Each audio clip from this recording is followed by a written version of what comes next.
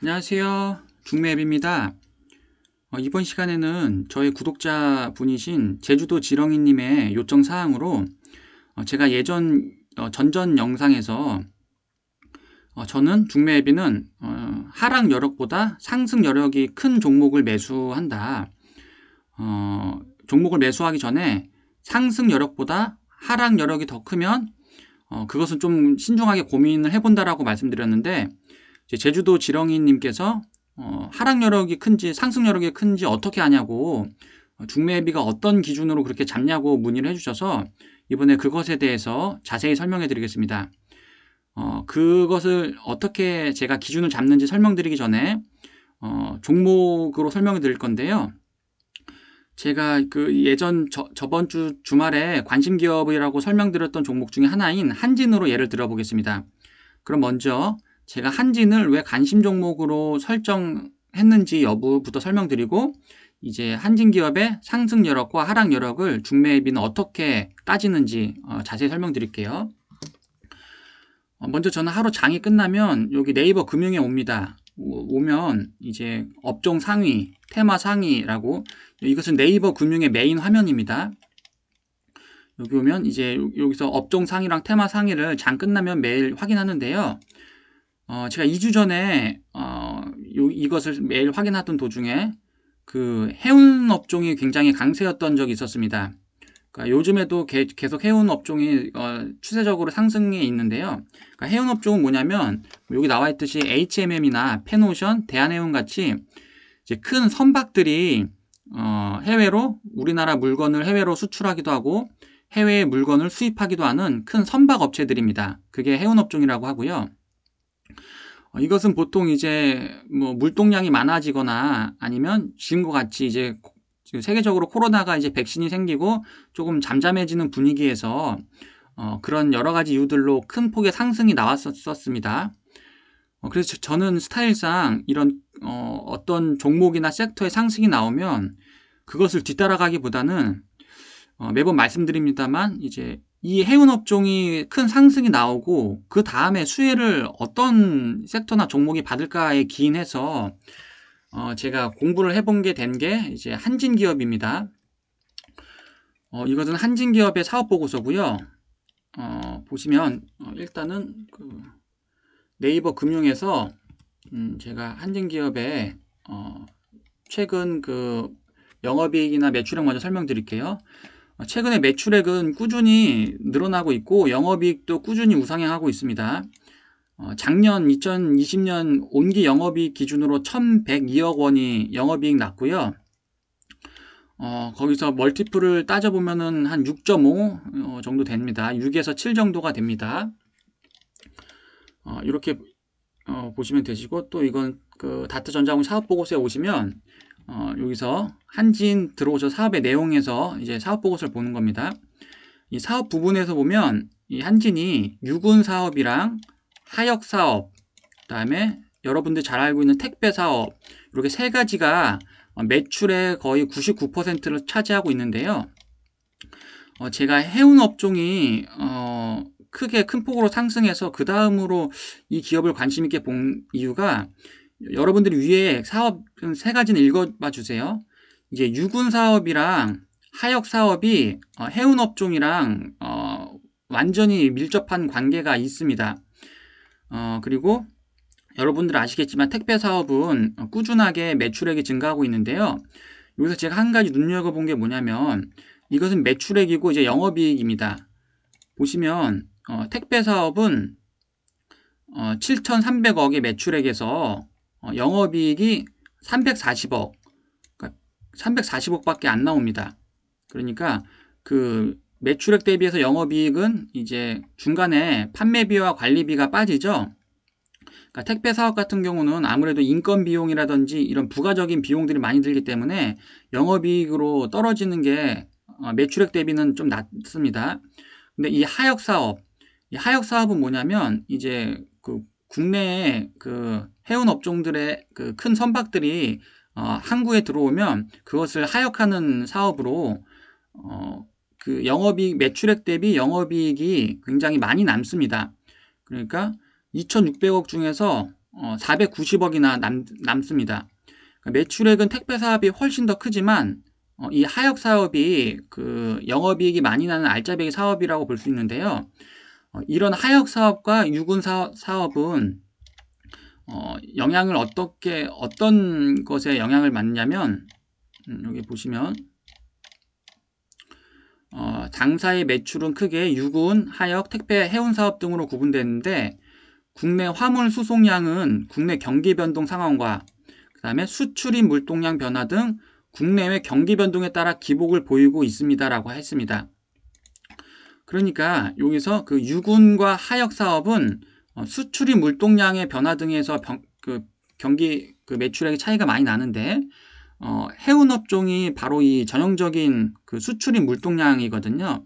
수출입 물동량이 커짐으로써 그런 그 다음에 올 순환적인 그 종목이 제 딴에는 이제 한진이라고 보고 관심 종목으로 넣은 것입니다. 그럼 여기 좀 더 살펴보자면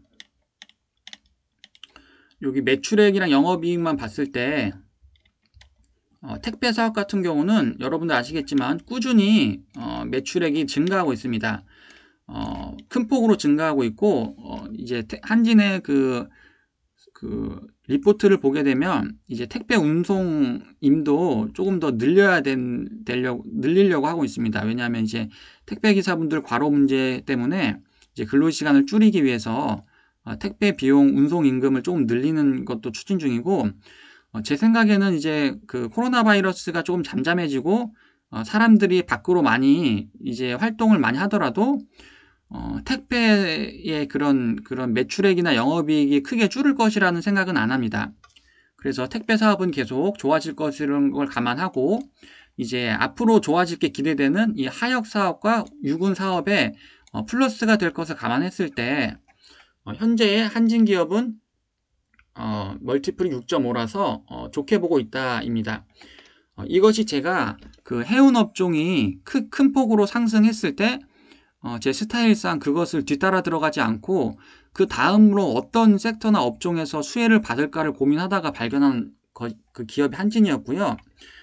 한 가지 좀 아쉬운 부분은 여러분들도 아시겠지만 이제 최대주주랑 그 특수관계인에서 이런 오너 리스크라고 해야 되죠. 좀 노이즈가 많아서 이 부분이 조금 아쉽지만 기업적으로 봤을 때 일단 이렇게 기업 내용만 봤을 때는 제가 좋게 봤습니다.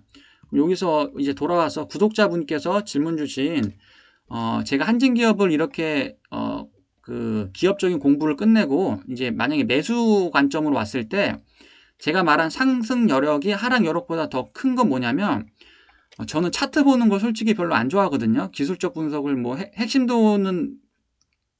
핵심도를 그려보면은 거의 좀 잘 맞긴 맞는데 아무튼 차트를 별로 좋아하진 않습니다. 그런데 어쩔 수 없이 볼 수밖에 없는 건 뭐냐면 아무래도 투자는 저 혼자만 하는 게 아니라 대중들은 저같이 이렇게 그 기업 공부도 물론 하시겠지만 차트가 1차원적으로 보이는 거기 때문에 대중들의 심리를 무시하고 투자를 할 수 없기 때문에 그래서 차트에서 이제 상승 여력과 하락 여력을 이제 생각을 하게 되는데요. 그래서 제 기준에서 한진의 일단 주봉으로 설명드리자면 지금 이제 하락 여력을 저는 이제 짧게 타이트하게 잡으면 요렇게 지금 39,900원 선에 한번 잡고 싶네요. 왜냐하면 지금 2020년 이게 몇 월 달이죠? 3월 달쯤 되려나? 3, 4월 달? 2020년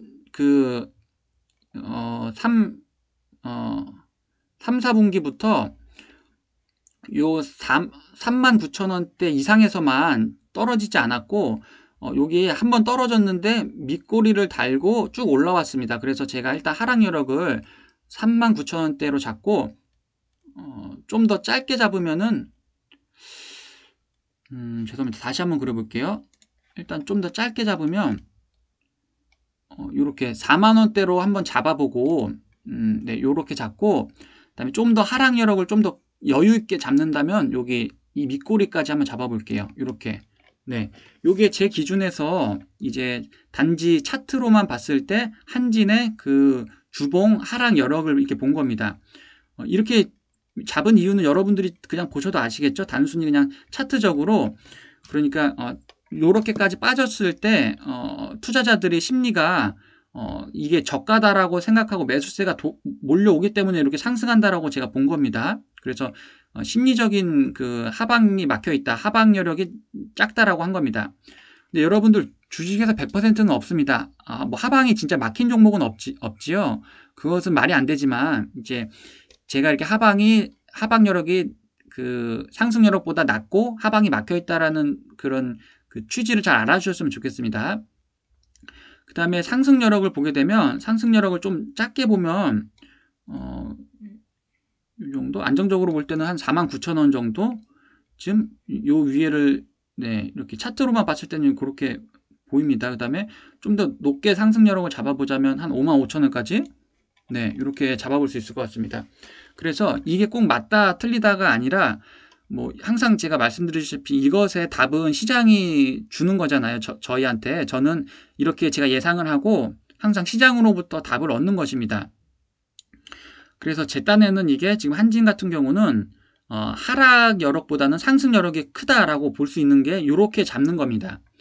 그러니까 처음에는 처음부터 이 기술적 차트를 도입하는 게 아니라 차트 보는 걸 저는 별로 안 좋아합니다. 근데 첫 번째 해운 업종이 그 큰 폭으로 상승하고 대세적으로 계속 우상향하고 있어서 중매 애비가 생각을 해봤습니다. 해운 업종을 뒤따라 들어가는 제가 그런 스타일은 아니라서 그럼 해운 업종 다음에 어떤 업종이 좀 수혜를 받을까라고 생각했을 때 발견하게 관심을 갖게 된 기업이 한진이라는 기업이었고 그래서 한진이라는 기업을 만약에 매수의 관점을 생각했을 때는 하락 여력이 이렇게 막히고 상승 여력이 좀 높다 요런 식으로 생각한다라는 겁니다. 그럼 일봉도 한번 해볼게요. 이건 일봉 차트입니다. 일봉 차트로 봤을 때도 하락 여력은 짧게 잡으면은 네, 요 선 짧게 타이트하게 잡으면 요 선까지 잡을 수 있겠네요. 타이트하게 잡으면 네. 타이트하게 잡았을 때는 47,000원대 조금 여유있게 잡으면 여기까지 예, 요 밑꼬리까지 네, 좀 여유있게 잡으면 37,000원대까지 그러니까 하락 여력을 이렇게 잡은 겁니다. 그 다음에 상승 여력은 좀 타이트하게 잡으면 뭐 보수적으로 잡으면 요 정도 그 다음에 조금 넉넉하게 잡아보면 요 정도까지도 네, 일봉으로 봤을 때 이렇게 그래서 차트적으로 일봉으로 봤을 때는 지금 이 한진이 또 저번 주 금요일 날 자사주를 200억 매입한다는 장중에 뉴스가 떠서 한 3.8%인가 상승이 나와줬는데요.